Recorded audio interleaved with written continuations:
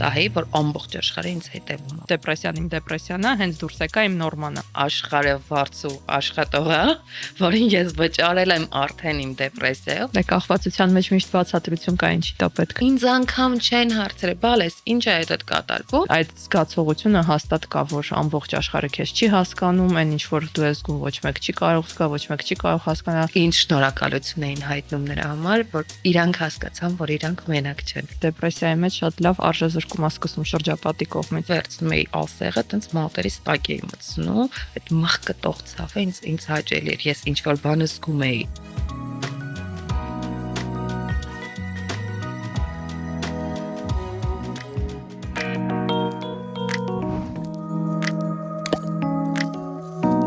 Ողջույն սիրելի հետևորդներ, այլ կարծիքի էջում unboxing հաղորդաշարն է, որտեղ մենք քննարկում ենք հոգեբանական խնդիրները մեր հյուրերի, մասնագետների հետ, ինչպես նաև մեծ սիրով պատրաստ եմ հյուրընկալել ձեզ, լսել ձեր պատմությունը, ձեր անցած ճանապարհը, ձեր հոգեբանական խնդիրների կամ հոգեբուժական խնդիրների հետ կապված։ Եվ այսօր իմ հյուրն է Առնելան։ Ես շատ սպասում էի ձեզ, անկեղծ, որովհետև չգիտեմ, չեմ կարծում, որ մեր հետևորդներից ինչ որ մարդիկ լինեն, որ տեսած չլինեն ձեր էջը, մենք իհարկե կթողնենք, բայց ուղղակի որպես նախաբան շատ ուզում եմ ասեմ, որ այն քաջությունը, որ ունեցել եք խոսել այն թեմաներից, որ խոսում եք, հավատացեք, շատ կարևոր է, ու ես վստահ եմ, որ շատերին օգնում է։ Իհարկե կարծում կքննարկենք ոնց որոշեցիք ու տրամադրվեցիք, որովհետև ես վստահ եմ, որ ինքը համ դրական արձագանք, համ բացասական իր հակառակ կողմը ունի։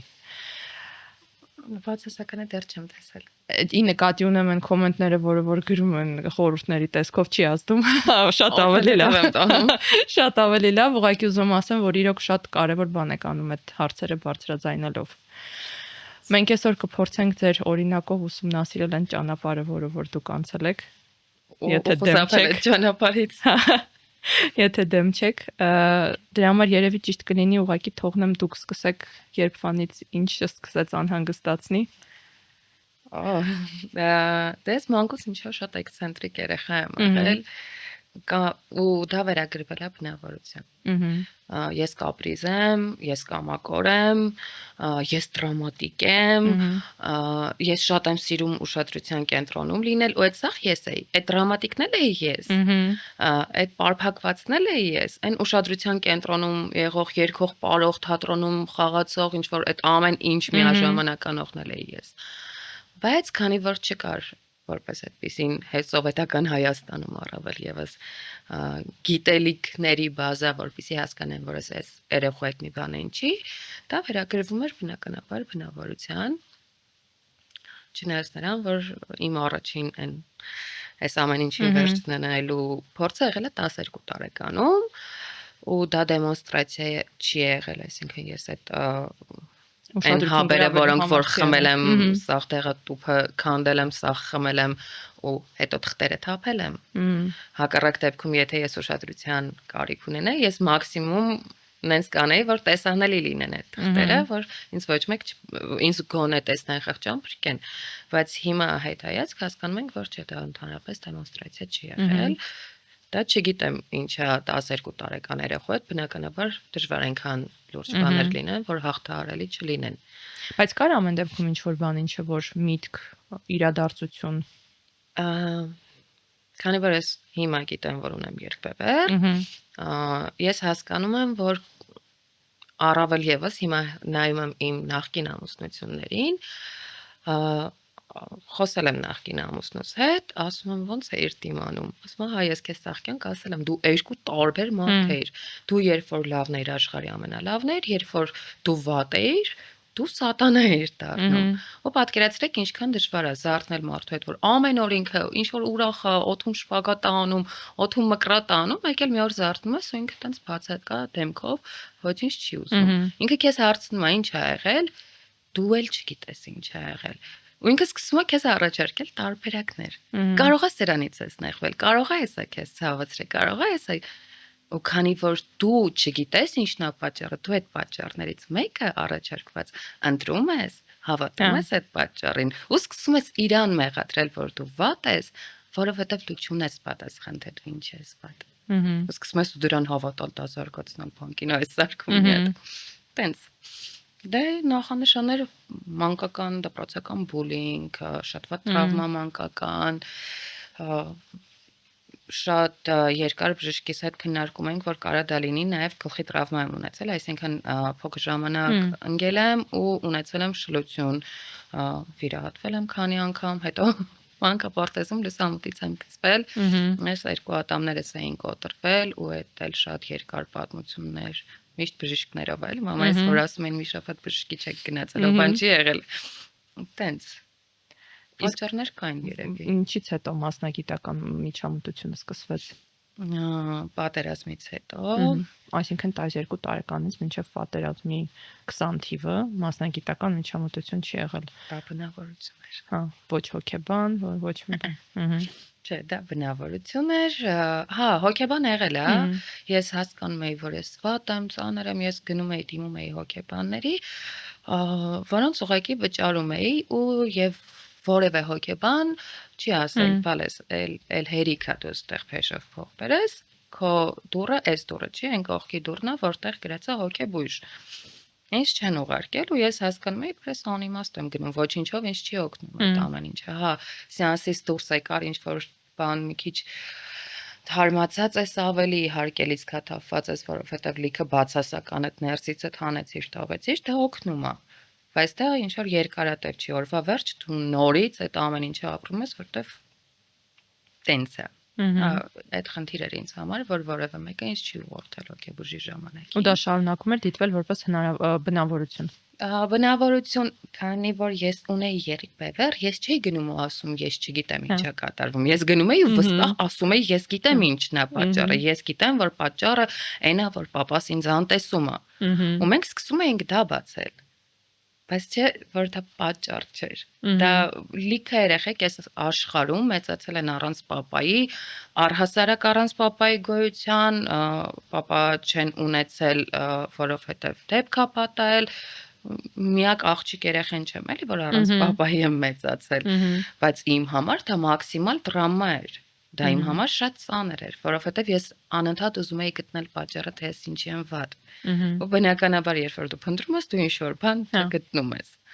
Բայց այսինքն մինչև պատերազմը ոչ կախվածությունների հետ կապված, ոչ հարաբերությունների հետ կապված այդ դժվարությունները չկային։ Ես ունեցել եմ կախվածություններ մինչև պատերազմ, շատ երկար տարիներ եմ ես ունեցել կախվածություններ։ Իսկ կարող ենք նշենք ինչ նյութերից, խաղալուց, ինչ խաղալուց չեմ ունեցել կախվածություն, չնայած շատ ազարտնիկ եմ, ես սիրում եմ բլոտ, ցանկացած տեղ, ցանկացած մարտով բլոտ է խաղում ու պարչունի կանչեք, ես գալիս եմ։ Ես հիմա էլ եմ շատ սիրում, բայց բախտս բերել է, ես մեծացել եմ Վանաձորում, ու ես միշտ լուսամուտից տեսնում էի մեր բիսեդկայում, որ գումար են խաղում, ու դրա հետևանքներն էլ եմ տեսել։ Այդ իմ համար միշտ առավել եւս ժվոյ վախենալու բան էր։ Ունեցել եմ սինթետիկ նյութերից կախվածություն, ունեցել եմ օրգանիկ նյութերից կախվածություն, այն մանր բաները չեմ ասում, որ թուշս էի կրծում, եղունգներս էի կրծում, շուրթերս էի փոկում ու դա ոչ թե տես մի ընթացք, այլ մի տարի ես եղունգ էի կրծում մինչև առնահոսություն։ Հետո մի տարի ես շուրթերս էի ներսից ուտում, թշերս, հետո շուրթերս, տենց բաները չեմ հաշվում։ Ունեցել եմ շատ երկար, այսինքն բոլոր կախվածություններից հետ ինքը միշտ եղել է, դա եղել է ալկոհոլը։ Ու լիքը մարդիկ ովքեր ինձ ճանաչում են ու տեսել են ինձ խմած, շատ կան մարդիկ, որ ինձ ասում են, վայ դու լրիվ ուրիշ մարդ ես, մենք քեզ ուրիշ մարդ էինք պատկերացնում, ասում եմ, ես չէի, այդ ալկոհոլն էր։ Ինձ շատ դժվար էր երկար տարիներ օյախ տեսնել, առավել եւս երեկո ժամը 6-ից հետո ես չէի լինում օյախ։ Այդ անկախ փուլից Հաջան անկախ փուլից մանիակալ դեպրեսիվ։ Բացառապես անկախ փուլից, որտեղ այդ կախվածությունը, վсё, ես ինձ ուրիշ ձև չեմ պատկերացնում։ Բայց երկբևեռը ինձ շատ ուժեղ փրկում է,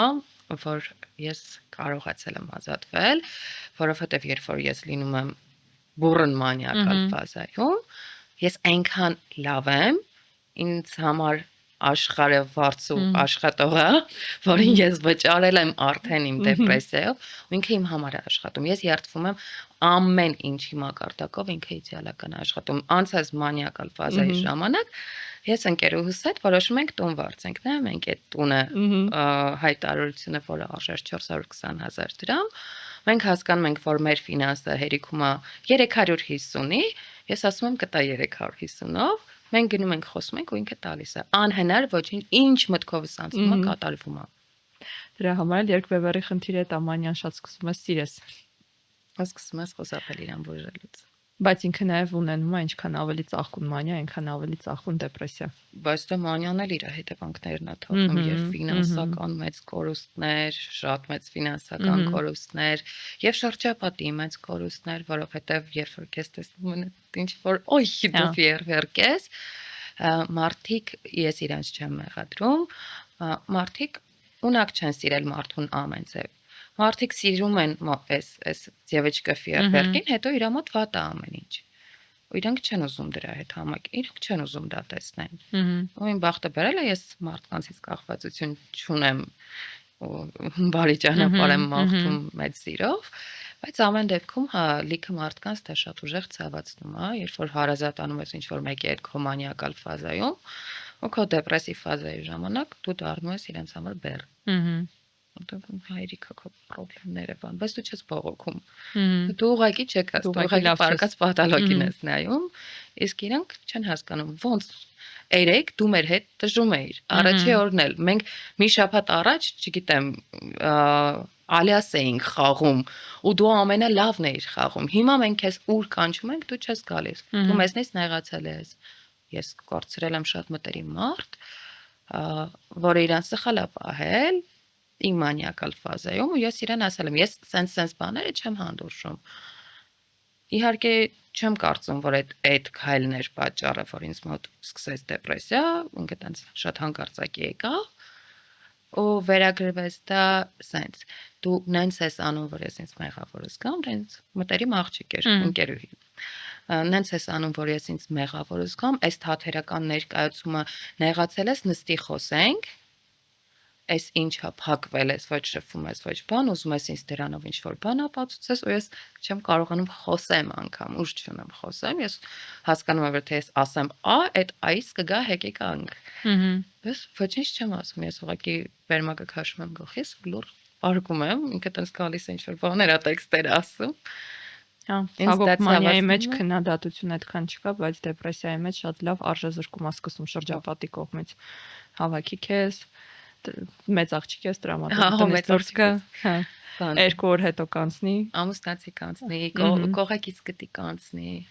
Ու ցավոք սրտի այդ մարդիկ հենց մանիայի մեջ ոնց որ թե չեն նկատում, որ ինչ որ բան է ինչի։ Հա։ Իսկ կարող ենք նշենք ինչ հետևանքներ օրինակ նույն մանիան ունեցել, որովհետև ինձ թվում է կարևոր բան ասացիք շատ իրոք երկբևեռ խանգարում ունեցող անձանց մեծ մասը շատ սիրում է իրան մանիայի մեջ։ Ու ցավոք ինչ որ պահ է գալիս, որ նաև նկարագրում են այդ իմ նորման է։ Արդեն մոռանում եմ դեպրեսիան իմ դեպրեսիան է, հենց դուրս եկա իմ նորմանը։ Ես տենց եմ ապրում։ Ես մտածում եմ, որ ես այդ տենց երկու ինձ թվում է կյանքը իմ կինոն է, ցանկացած մանիակալ ֆազայում կյանքը իմ կինոն է, ես ականջակալներս դնում եմ, այդ սաունդթրեքն է, ես ընտրում եմ այս շրջանի համար իմ կինոյի սաունդթրեք։ Ես քայլում եմ մարդիկ այդտեղ բուտաֆորիա են, իրանք դրված են հատուկ իմ կինոյի պերսոնաժ որպես։ Հա,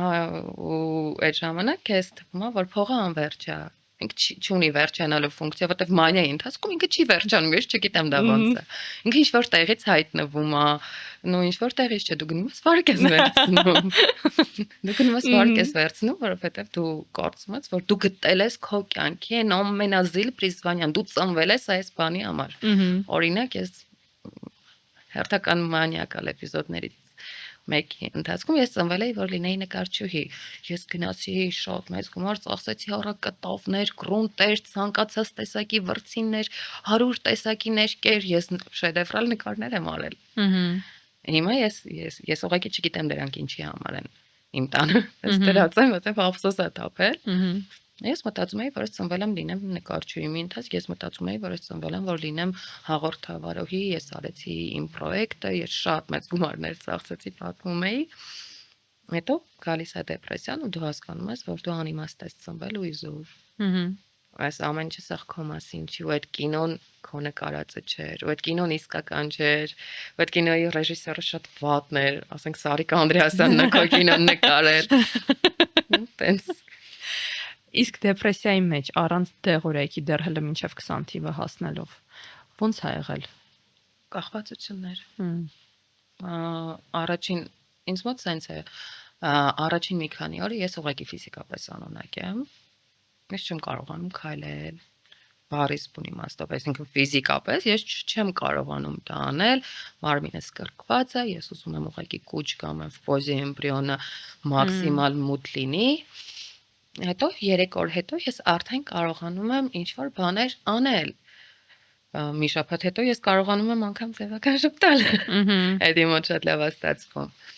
Ու այդ ժամանակ երբ որ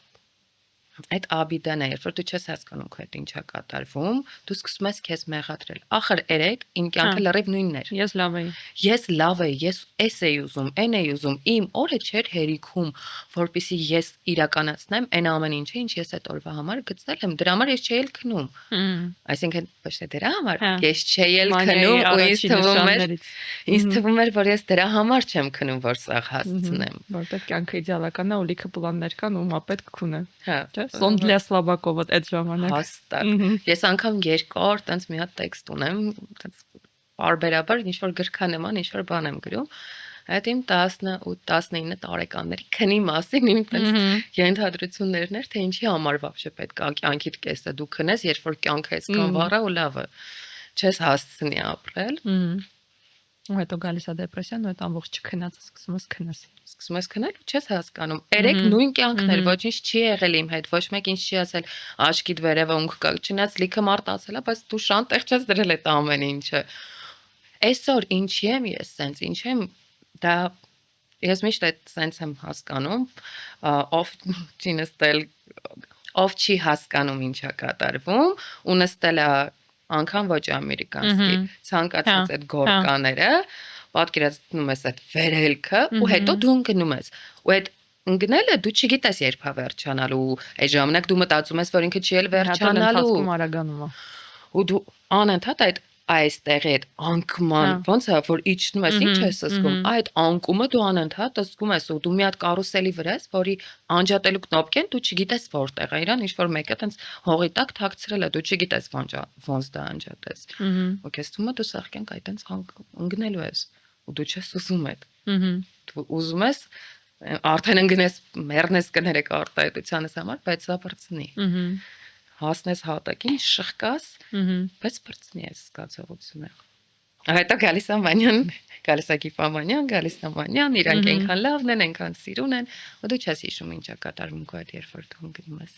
Իսկ դուք ձեր ինտերմիսիաների ֆազաները նկատում եք, թե իրանք հիմա կարճ են շատ։ Հիմա փորձում ենք տրամադրության օրացույց, այդ ամեն ինչը լրացնում ենք։ Գիտեք ոնց է, շրջանալի եղել, որ գուցե հետ հայացք ինձ է տենց թվում, դրա համար ինձ թվում է, որ իրանք երկար են եղել, բայց գուցե դա եղել է Գիպամանիա, որը ես ուղղակի չեմ հասկացել։ Հիմա քանի որ եղավ մի շրջան իմ կյանքում, երբ որ ես խառը ֆազայում էի ու ինձ մոտ միաժամանակ եւ դեպրեսիա էր եւ մանիա, այսինքն ես կարեի ապարեի ու ապարելու ընթացքում լացեի, ամենաբարդը։ Ու ես չէի հասկանում, ես ուրախ եմ, բայց ես ուզում եմ մեռնեմ։ Խեմ ես այսքան ուրախ ու խեմ ես sense ուզում մեռնեմ։ Հիմա ես դժվար է այդ ամեն ինչին հետևելը։ Ես ինձ խղճում եմ։ Որովհետև հա այդ ցավոտ է, երբ որ դու չէի հիմա հետ եմ նայում ու հասկանում որ ես չէի հասկանում ինչ է լինում ու ինչ մեղք էի ես, հիմա ինչ լավ է, որ ես գիտեմ ինչ է դա։ Գոնե իմանալը շատ բան օգնում է։ Երբ որ հասկանում ես, որ այդ բնավորություն չի։ Ոչ թե ես վատ մարդ եմ, որտեվ ինչ շատ են ասել, որ ես վատ մարդ եմ։ Ինչ շատ են ասել, որ ես վատ մարդ եմ, որ ես անկայուն եմ բնավորությամբ, որ ես կարամ շատ սիրեմ ու մեկ էլ հանկարծ չներեմ ամենապրիմիտիվ բանը ու հա դա տենց է, որովհետև այդ ամենապրիմիտիվ բանը կարա համընկնի իմ դեպրեսիվ ֆազայի հետ ու ինքը շատ ուժեղ ինձ խոցի Ես իրան վերցնեմ որպես պատճառ։ Ինքը ուղղակի համընկավ։ Մեր բոլորի կյանքում իրադարձությունները շատ են օրվա ընթացքում։ Ու մի բանը համընկնում է։ Իսկ 20 թվից հետո ինչ եղավ։ Կորոնավիրուսի հետ համաճարակի ժամանակ, քանի որ իմ բլոգին հետևող մարդիկ գիտեն, որ իմ մաման շատ է սիրում ինչ-որ համով բաներ պատրաստել, իսկ պատկերացրեք, մենք փակված ենք տանը ու ես ունեմ ալկոհոլային կախվածություն։ Ես խմում էի լիտրերով գինի, ես սենյակում փակված էի։ Չնայած միջև էլ տեսնի հար աղջիկ չէի։ Ես տենց ծելի աղջիկ էի։ Բայց տնական թխած հաց, ամեն ինչ տնական, շատ ուտելիք ու լիքը գինի։ Սենյակում փակված ֆիլմ ես նայում, նվագում ես, նկարում ես, ինչ-որ բաներ ես անում, որովհետև այդ ժամանակ սա լավ է, ինձ մոտ տենց ինչ-որ գիպամանիա վիճակներ էր, ես շատ լավ սնվում էի, շատ, որ դարձա 97 կիլո։ 1.58 բոյի ու իմ պայմաններում դա շատ էր, այսինքն ես չէի տեղավորվի երբեք այս աթորին։ Ու սեպտեմբերի 27-ին, ինչը ուզում եմ այս շատ ուժեղ հստակեցնեմ, ես ոչ թե տենց ռեմբոն եմ, ուժեղ եմ, պատերազմը համընկավ իմ մանիակալ ֆազային։ Հա, ես ուզում էի դա հարցնել։ Ինքը համընկավ, ես չգիտեմ հիմա Աստված մի արած թե, չնայած չեմ կարծում, որ Աստված մի արած թե, ես տենց չեմ կարծում։ Հաջորդ պատերազմի ժամանակ ես չգիտեմ ես կգնամ թե չէ։ Ես չունեմ այդքան ուժ, ես ռեմբոն չեմ, բայց այդ ժամանակ ես ինձ ռեմբոն էի համարում ու ես ռեմբոն էի։ Ես աշխատեցի ռեմբո։ Ես ապրեցի ռեմբոյի կյանքը։ Ու երևի իմ բախտը բերել էր։ Իսկ գնացել եք որպես կամավոր։ Ես գնացի վայնկոմատ, խնդրեցի, որ ինձ տանեն, ինձ ասացին դու մնա այստեղ, մեզ թղթերով կօգնես, ես հասկանում էի, որ չէ, ու ես շատ էի նայել հայ սովետական ֆիլմեր, այդ ֆրոնտ, բան, կանայք ինչքան շատ օգուտ են տալիս։ Ես մտածում էի, որ ես կգնամ գոնե մի օգուտ տալու։ Ու ես համարում եմ, որ ես իզուր չեմ գնացել, որովհետև իմ կյանքի համեմատականով, այսինքն ինչքան օգուտ եմ այս աշխարհին տվել ես իմ 30 տարվա ընթացքում ու ինչքան օգուտ տվեցի ես այդ մոտ 60 տարվա ընթացքում, որովհետև ես պատերազմից հետո էլ գնացի օգնեցի մարդկանց տարհանել, ես համարում եմ, որ ես իզուր չեմ ապրել իմ կյանքը ու այդ ինքս իմ առաջ, չիզուր ապրելու ապացույցը ինքս իմ առաջ, դա այդ շրջաններ, որ ես հասկացա, որ ես լիքը տղաների առաջին բուժօգնություն եմ ցուցաբերել ու ինձ ասել են Սիլա, եթե հանկարծ սխալ արված լիներ, ես առաջին բուժօգնություն սովորել եմ Երևանից Ստեփանակերտ ճանապարհի հետ էլ ասեմ։ Ես միջև այդ չեմ իմացել, ես YouTube-ով եմ սովորել առաջին բուժօգնությունը։ Ինձ ասում են, որ այս տղայի ոտքը չեն հեռացրել, որովհետև ճիշտ է առաջին բուժօգնությունը ես արյունով մարդու մարմնին ժամ էի գրում։ Ու ես չէի վախենում ընդհանրապես, ես շատ բնական է ամեն ինչ։ Բայց սեպտեմբերի 27-ի երեկո ես եղել եմ արդեն Ստեփանակերտում, ես 97 կիլո գնացել եմ, ես հետ եմ եկել 56։ Նոյեմբերի 6-ին, նոյեմբերի 9-ի իմ կյանքի ամենասարսափելի օրվանից հետո ես նիհարեցի եւս 3 կիլո։ Ես դադարեցի ընկալել սնունդ։ Ես իմ օրգանիզմը չէր ընդունում սնունդ, ես ինչ ուտում էի, սխում էի։ Սննդային վարքի խանգարում ու այդ քաշը սկսում էր, ես նոյեմբերի 14-ին վերադարձա Արցախ ու վերադարձա հետ եկա արդեն դեկտեմբերի վերջ։ Այդ ընթացքում ես արդեն չէի կշռվում, որովհետև ծայրահեղ նիհար էի, կաշի ու ոսկորացվածը ու ինձ տանում էին հոգեբանների, հոգեբուժների, որպեսզի հասկանան ինչ է կատարվում, ինձ մոտ սկսեցին կասկածել ներվնի անորեքսիա։ Ինձ մոտ սկսեցին ուշագնացություններ։ Ինձ մոտ սկսեցին ուշագնացության նման պրիստուպներ, երբ որ ես ամբողջ մարմնով կրկվում էի ու մեջքի վրա ծալվում էի։ Ես չէի կարողանում շնչել։ Ինձ սկսեցին դեղեր նշանակել ու այդ ճանապարհը շատ հետաքրքիր էր։ Ես գնացի Երևանի բոլոր հեքիմներին բարև։ Երևանի Դավթաշեն գյուղի բոլոր հեքիմներին։ ես չգիտեմ ինչ օգնեց սննդային վարքից խանգարումը բուժել, որովհետև ինձ էլ թրմեր էին սարքում։ Ես էլ սնկեր էլ բժշկական կրասնի մուխամոր թրմում էինք, ես դա խմում էի, էլ չագայի խմում, ինչ հնարավոր է։ Հետո ես գնացի ռեգրեսիվ հիպնոզի, որը իմ կյանքը սենց արեց։ Ու քանի որ ես չգիտեի սրա մասին, որ ես ունեմ երկբևեռ այդ ժամանակ դեռ, դա ինձ համ օգնեց, որովհետև ես տեսալիքը բաներ, ինչ իմ հետ կատարվել է ու իմ մամայի հետ կատարվել է, երբ որ ես դեռ ծնված չէի, ես սաղմնային փուլում էի, ես այդ ամեն ինչը շատ լավ լսեցի, տեսա, ու ես դրանք էլ վերցրեցի ինձ համար որպես պատճառ։ Իհարկե, բնականաբար իմ սաղմնային փուլում հնարավոր է դրանք եղած լինեն նաև պատճառ այն ամեն ինչի, որ ինձ մոտ հիմա սրված է, դա շատ հնարավոր է։ Հետո ես անցայի վասկայի ռետրիտներ, որոնցից առաջինից հետո ես այնքան լավ էի դեպ մաներ, որ ես որոշեցի երկրորդն ու երրորդն էլ անցնել, ու դրանք ինձ Իսկ իրանք էլ ավելի չեն նպաստել հետո դեպրեսիային։ Երկրորդը ես կարելի ասել չեմ հիշում, որովհետև ես ամբողջությամբ սաղ ընթացքում փսխում էի ու ինձ այդ ժամանակ ասում էր այդ կոմիներսի ցավնա դուրս գալիս։ Գուցե չեմ բացառում։ Իսկ երրորդը այն առաջինի տված շատ հետաքրքիր բան էր տվել ինձ, չնայած որևէ մեկին խորհուրդ չեմ տալիս, ինքը շատ վտանգավոր եւ ցավոտ բան է, այդ ես չգիտեմ, ուղղակի կարծում եի, որ ես կյանքում էլ կորցնելու բան չունեմ, դրա համար գնացի դրան։ Առաջինից հետո ինձ մոտ ինչ-որ առաջացել էր մարդկանց աուրայի գույն տեսնել։ Ես մարդկանց նայում էի, ինչ-որ գույն էի տեսնում ու դա երկար տևեց, մոտ մի 6-7 ամիս ես մարդկանց գույներով էի տեսնում։ Երկրորդից հետո դա կար դեռ։ Երրորդից հետո դա ինձ մոտ ոնց ինչ-որ հետ խլեցին։ Ու էլ տենց թարգեցինք։ Իսկ ես ամբողջ ընթացքում էլի բուժում, թերապիա, դիագնոզ, այս ամեն ինչը չի եղել։ Չէ, այս ամբողջ ընթացքում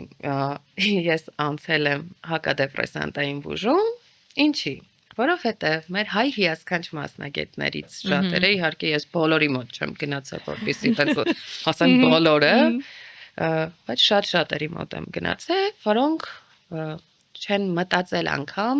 որ կարելի է խոսել ընտանիքի անդամների հետ։ Մի հատ հասկանալ, բա այս երեխան ինչ ձև էր իրականում, ոչ թե ինչ ձև է ինքը իրան հիշում, այլ ինչ ձև էր ինքը։ Ու քանի որ այդ սննդային վարքի խանգարումը ու ավելի սրված պատճառները մասնագետի դիմելու առաջացան պատերազմից հետո ոչ մեկ չէր խորանում, ինձ դնում էին հետ տրավմատիկ ու ասում էին, այսօր քեզ դեպրեսանտների հակադեպրեսանտների փունջը խմի։ Ես է խմում էի։ Իրանք էլ գալիս էին իմ մանիակալ ֆազային էին խփում ու սկսվում էր գարդավալը։ Իրական դա եմ ուզում հասկանամ, որովհետև մի քիչ շատ դժվար է հակադեպրեսանտից հետո չնկատել սրված մանիակալ ֆազան, շարունակել մտածել PTSD-ի մասին, էլի։ Նայեք, ես ինչ էի անում։ Ես ինքնախապեյության ու вообще խափելու չէ, իմ վիճակի մասին, խափելու, թաքցնելու իմ վիճակը սիրուն քողարկելու, որ հանկարծ ոչ մեկ այս իմ ներքին իդիլյան չխանգարի, կարողանում էի թաքցնել, բայց հակադեպրեսանտների ընթացքում ինձ մոտ սկսվում էր, ես ունեցել եմ քիչ առնահոսություններ, ու ես հասկանում էի, որ այս այդ դեղերի պատճառով է, ես ունենում էի ճնշման խայտառակ տատանումներ, երբ որ իմ ճնշումը 30-50 էր այն ժամանակ, երբ որ եկավ շտապ օգնության բժիշկը, ու ես 30-50-ով իր համար սուրճ էի դնում, ինքս էս նայեց, ես արդեն սուրճ էի խմել, ես արդեն լավ էի, այսինքն կայուն էի, կարողանում էի քայլել, ասում եմ, եթե քո ճնշումը հիմա 30-50 է, դու որ վատ էիր, քո ճնշումը ինչքան է, ասում չգիտեմ, չեմ ունեցել հնարավորություն չափելու, բայց հիմա կարողանում եմ քայլել։ Ինձ թվում էր այդ ժամանակ, երբ որ ես լավ էի լինում, ինձ թվում էր, որ ես հաղթեցի այս աշխարհը, այս կյանքը հաղթեցի բան։ Բայց ես տեսնում էի նաև այդ ժամանակ ինչ որ անընդհատ ինձ թվում էր ինչ որ բան է կատարվում։ Ես մենակ էի նստած, ինձ թվում էր ինձ նայում են, ես անընդհատ ֆռում եմ, ես հանգիստ տեղս դադար, հիմա էլ այդքան էլ չեմ կարողանում, դադար չէի կարողանում նստել։ Ու շատ նոր հիշեցի այդ, ես որ փոքր էի, ես ունեցել եմ սենց բաներ, մենք ունենք Վանաձորում այդպես կոչված դիմացի այգի, այդտեղ մի հատ կին կար, որը կոֆեի բաժակ էր նայում։ Մենք փոքր էինք, տենց ես ու ընկերուհիս կանք տուն հետ թակում կոֆե խմեցինք, մեզ չէին թողնում կոֆե խմել, այդ բաժակը շրջեցինք, տարանք։ Ընկերուհունս նայեց, ինչ որ բաներ ասաց, 50 դրամով բաժակ էր նայում։ Հենց իմը պիտի նայր, ես վախեցա, ասացի չեմ ուզում։ Ու դրանից հետո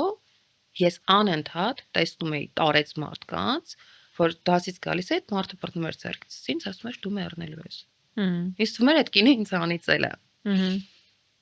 Ես ունեցել եմ, որ այդ պատիեսների հետ մեծ լուսամուտները սովետական շենքերի նայում էի այդտեղից կախված, ու ինձ թվաց ինձ հրում են։ Ու ես զգում էի, որ ես էսա գնալու եմ, ես չգիտեմ ոնց եմ քարերից ու այդ ռամաներից բռնվել, որ չընկնեմ։ Այդ ժամանակ ես տարան կնքեցին, գիտեմ գուցե համընկավ, գուցե ես համարում եմ, որ չհամընկավ, դա ինձ շատ օգնեց։ Ես շատ խաղաղվեցի։ Այդ ընթացքում նման բաներ են եղել, իսկ հակադեպրեսանտների ժամանակ դրանք սրվեցին։ Ես վստահ էի, որ ամբողջ աշխարհը ինձ հետևում է։ Ես վստահ էի, որ ես ինչ որ Մոսադն է ինձ հետևում։ Ես ինչ որ ուրիշ համար ունեի կենցաղային, ես ոչ մի ինչ որ քաղաքական լորձերությունների առավել եւս այդ ժամանակ չէի մատնվում։ Ես ունեի ուրիշ համար, ուրիշ մարդու անունով գրանցած։ Ես մամային գրում էի գալուց հաց ու կոֆե բերեմ, բայց ոչ թե իմ համարից, այլ այդ համարից, որտեղ ինձ թվում էր ինձ հետևում են բոլորը, այդ հակադեպրեսանտներն էին իմ հետ տենց անում։ Հետո եկավ էլի դեպրեսիան, եկան էլի փորձեր։ Վատ փորձեր ու պատերազմից հետո ալկոհոլն էր շատ իմ կյանքում։ Ես մանիակալ ֆազաներից մեկի ժամանակ ուղղակի հայելում նայեցի ինձ, հասկացա, որ ես ունեմ շատ վատ թմրամոլի դեմք, որովհետև շատ երկար էի անում։ Ես հասկացա, որ այն գերդաստանը, որի զավակն եմ ես, ուղղակի չի կարա ամաչի իմ նմանի համար, որովհետև ես չեմ կարա խայտարակեմ, ասես մի օրում ամբողջ գեն, ամեն դեպքում քահանաների թորեմ։ Ու մանիակալ ֆազաս է ինձ օգնել, ինչին ես շնորհակալ եմ շատ իրան, որ ասացի ինձ մոտ կստացվի, ինձ մոտ ստացվեց, բայց դա հեշտ չստացվեց։ Ես դուրը փակեցի իմ վրա, լուսամուտից շպրտեցի բանալին ու թողեցի մենակ մի ընկեր իմ կյանքում, որ միշտ ինքը իմ հետ է, ասացի Երևանդ, ես սենց բան եմ որոշել, սեփական տուն էր ու ճաղերով։ Ու ներսից, եթե դուրը փակա բանալիով, այդ զամոկ ասվածը չկա, բացելու հնարավորություն չկա։ Ես իրան ասացի, որ չտրվի երբևիցե իմ մանիպուլյացիաներին, որովհետև ես կարամ ձևացնեմ, որ ես վատ եմ, ինչ տապ օգնություն ա պետք, ես կարամ լացեմ, ես կարամ գոռամ, ես կարամ խնդրեմ, ոչ մի դեպքում չբացի այդ դուռը։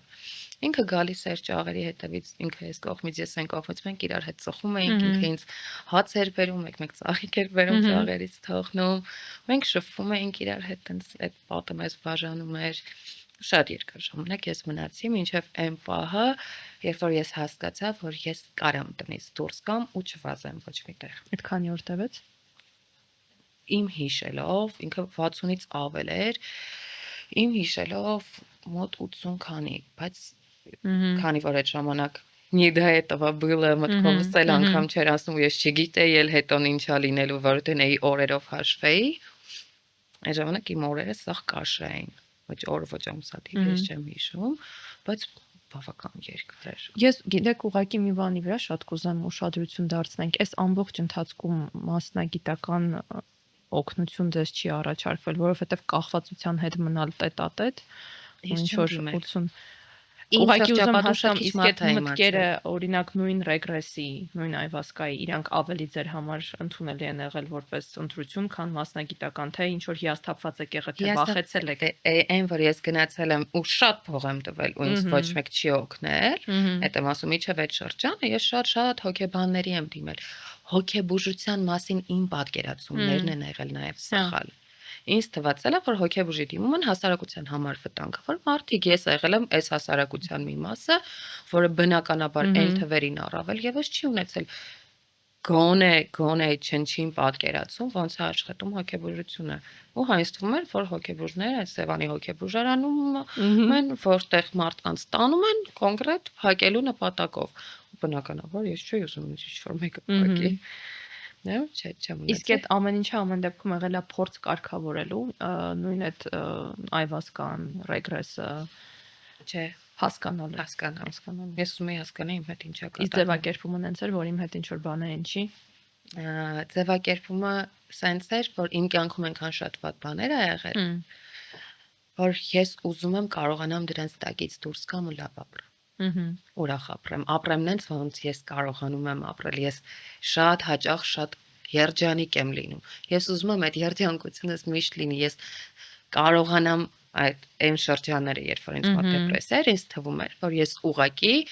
նստեցի մտածեցի ու դրա համար ինքը ինձ գցեց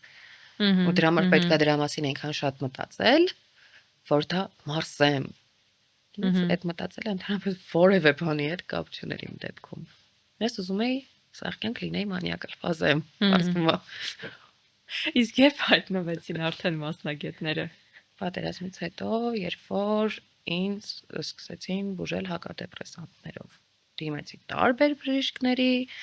տարբեր մասնագետների բայց ելի նախնական ախտորոշումով պոստտրավմատիկ ու դրա համար հակադեպրեսանտ նախնական չէ միակ որովհետև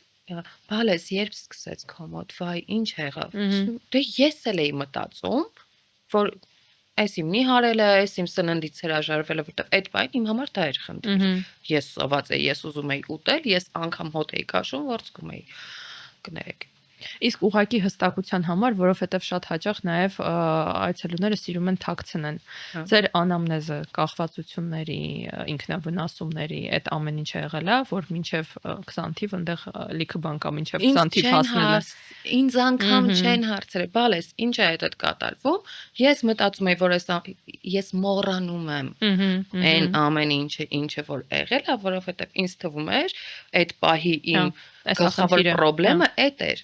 Ու ես ասում եմ, սենց ես գնացել եմ, եկել եմ, նիհարում եմ, ուտելիք չեմ կարողանում ընդունեմ։ Всё, ոչ մեկ չի հարցրել ինձ։ Բալես, բա դու ոնց ես մեծացել։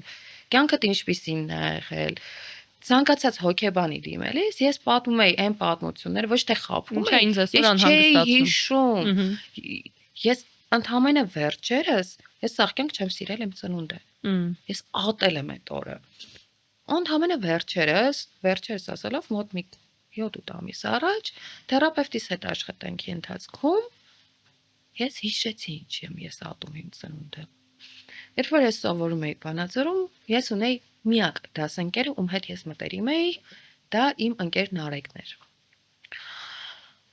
Ու այդ անունը դրա համար իմ համար կենսական կարևորություն ունեցող անուն է։ Իմ ծնունդն է օգոստոսի 4, ամառային արձակուրդներ, մենք գնում ենք Վանաձորում քաղաքից դուրս ինչ-որ ձորի մոտ, ու մեր տանը կար երկու հատ հեռախոս, որը մի գծի էր կպած։ Դե հետ են գալիս տուն զանգ է գալիս, ես մտածում դե ինձ են զանգեր շնորհավորելու, ես 10-11 կսեր լրացել։ Վերցնում եմ հեռախոսը, ու լսում եմ, որ մեր ծնող կոմիտեի նախագահն խոսում է մամայիս հետ, ու ասում է, որ ինձ այսօր չասեն, բայց Նարեկը մահացել է։ Դրանից հետո ես այդ պատմությունը չեմ հիշել։ Իմ պսիխիկան ինձնից դա թաքցրել է։ Ես մենակ գիտեի, որ ես ատում եմ իմ ծնունդը, ու երբ որ ինձ ասում էին «խի», ես մտածում էի «խեմ ատում»։ Դե որովհետև մեծանում եմ, ինչի՞ս վրա ուրախանամ։ Ես միշտ գտել եմ պատճառ, ու ես միշտ տխուր եմ եղել իմ ծնունդի օրերին ու չեմ հիշել «խի»։ Հետո այդ ընթացքում կախվածությունների հետ կապված, որ ինձ դες շատ վաղուց եմ ծխում, մանկուց եմ ծխում։ Այդ ամեն ինչին նաև նպաստել է մեր կյանքում մի շրջան կար, երբ որ ես պետքա տեղափոխվեի Ուկրաինա ապրելու papaիս հետ։ Ինքը որպես սառը ծնող, շատ անտարբեր ծնող, ես էլ որպես երեխա, որը ուզում է նախ ձեռք բերի ընկերական շրջապատ, որովհետև ես Հայաստանից եկած սպիտակ ագրավ էի, երեխայի 11 տարեկան, ոչ ծխում էի, ոչ խմում էի, ու դա իրականում խնդրեմ էր, որտեվ իմ հետ չէին շփվում։ Ես սկսեցի ծխել, որ իմ հետ էլ ընկերություն անեն, որտեվ ես մենակ էի։ Իմ papan ինձ օրինակ մի օր Դիմա Բիլանի կասետը գտավ պարուսակիս մեջ, սենյակում փակեց, դրեց Pink Floyd-ի The Wall-ը վիդեոյով 12 ժամ ես հնարավորություն չունեի դա անջատելու ու հետո ես տեսիլքներ էի տեսնում այդ ունքերը թրաշել արունը կաթել ես դա տեսնում էի որովհետև իմ papan տենց միլամանա ու իր համար չէր կարա լիներ այլ երաժշտություն անճաշակ երաժշտություն իր աղջիկը չի կարա վատ մյուզիկ լսի բայց այն որ իր աղջիկը կարա ծխի իր համար դա նորմալ էր ինքը ասես մենակ չթողնես ոչ մեկ սիգարետը վառի ինձ մոտ այդ ամեն հարցերը առաջացրել բնականաբար ես գնում էի հոկեբանի նաև այդ հարցերի պատասխանները հասկանալու բայց մենք ունենք այդ հոկեբանության մեջ էլ ունենք խնդիրը երբ որ լավ 2 տարի դու աշխատում ես չէ միանշանակ 2 տարի շատ է շատ դու տեսնում ես իր եւ դեպրեսիան դու տեսնում ես իր բոլոր ֆազաները լավ մի հատ մտքովդ չի անցնում ասես աղջիկ ջան, քեզ ոնց որ դեղեր են պետք, էլի մի հատ գնա։ Ու հոգեբուժը դա վախելու ցածա չի։ Ինձ անգամ չեն առաջարկել։ Նույն իհարկե այդ ամեն ինչը եղել է միջև 10-15 թվականը մաքսիմում, այդ ժամանակ էլ դեռ մեզ մոտ էլ խնդիրը կար, ոլորտը այդքան էլ զարգացած չէր։ Իսկ ինքնավնասումներ են այդ ընթացքում եղել։ Շատ ես բնավորություն ունեի, վերցնում էի ասեղը, տենց մատերից տակ էի մտցնում, ասես մատերս փոկում էի, հետո հասկացա, որ մատերը համ հարմար չի ձեռքդ հետո ցավում է, համ էլ տեսանելի է։ Ես սկսում էի արդեն ոտքերից վրա ասեղով, հետո հասկացա, որ ասեղը շատ է թույլ է։ Սկսեցի այն բարակ բրիտվայի ծայրով այդ մխկտող ցավը ինձ հաճելի էր ես ինչ որ բան զգում էի ֆիզիկական ու այդ լավ էր ինձ համար հետո հասկացա որ դրա ավելի էսթետիկ տարբերակը կա ես սկսեցի դաջվածքներ անել իմ վրա չնայած այդ մի բանը շատ մտածված եւ լուրջ եմ անում այդ ցավից դուր է գալիս ու նաեւ կան բաներ որ ես ուզում եմ ինձ հետ միշտ ունենալ օրինակ Արցախս ինքը ոչ միայն ցավի նպատակով էր արված ինքը արված էր որ ինքը միշտ իմ հետ լինի այս նույն էնեագրաման նույնպես ես այն приятное с полезным համադրելով ես ուզում էի այդ ցավը զգայի ես ուզում էի էնեագրամա բայց հասկանում էի որ ցանկացած կոլոն չգիտեմ սարդ նման տեսքով ես իրան ունեմ հնարավորություն կորցնելու Նրա համար որոշեցի, որ երբեք ես երկուսը չկորցնեմ։ Բայց հա, այդ ցավը սիրելը։ Ես գնում էի, ասում էի, կարաս նես դանդաղ անես, որ շատ ցավ է։ Դու քիչ ես, քիչ արա։ Ու այդ էլի բնավորություններ այդ ամեն ինչը։ Չէ, այս արդեն սրանք այս էնեագրաման արել եմ պատերազմից առաջ, երբ որ Տավուշի մարտերը եղան, շատ абսուրդային բան եմ ասում, բայց այդ միտքը ես ունեցել եմ։ Ես այն ժամանակ էլ էի ուզում գնալ ինչ ինձ կանգնեցրեց չգիտեմ եթե պետք է սա եթերից կտրել ինչ-որ բառերի պատճառով ես հիշում եմ որ ինչ-որ տեղ կարդացի որ դիակները իդենտիֆիկացնելու խնդիր կա չեն կտրելու հաստատ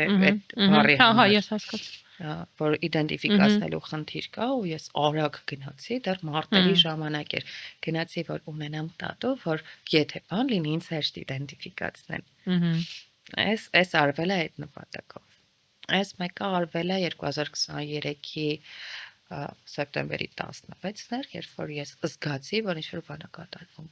Ես չգիտեմ դա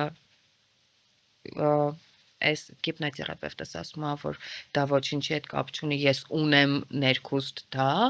ինձ տրված է, ինքն քիչ ավելի էզոտերիկ կողմով է այս ամեն ինչին նայում։ Ես ունեմ կանխազգացումներ շատ լուրջ եւ 2020-ի սեպտեմբերի 26-ին եմ ես զգացել եւ այս դաջված 20-ելուց ես զանգելով ասել եմ ես գալիս եմ ինձ էս պիտի արվի որովհետեւ ես ունեմ կորստի զգացում մենք արել ենք ու Արցախը 2023-ի հետ ողբերգական բաները տեղի ունեցան ես ընկերուս հետ հիվանդանոցում պարկած էի երբ որ Այդ նույն հիվանդանոց ես ամեն օր մտնում դուրս եմ գալիս ինքներ վարկած, ես մտնում եմ ու զգում եմ պատերազմից շատ ծանոթ այդ եփված վառված արյան հոտը, ես մտնում եմ հալատ ասում եմ պատերազմա սկսում։ Մենք չես խոսում, ինչ պատերազմ, չի կարա տենց բան լինի։ Գիշերը մենք քնած ենք, սկսեցին ջերմուկի մարտերը։ Ես դա զգացել եմ հոտով։ ու ես լիքը բաներ առավել եւս այն ինչ որ կապված է իմ հայրենիքի հետ ես զգում եմ դա ես չգիտեմ դա ոնց է տեղի ունենում ես չգիտեմ այդ ինչն է աշխատում բայց ես դա զգում եմ տենց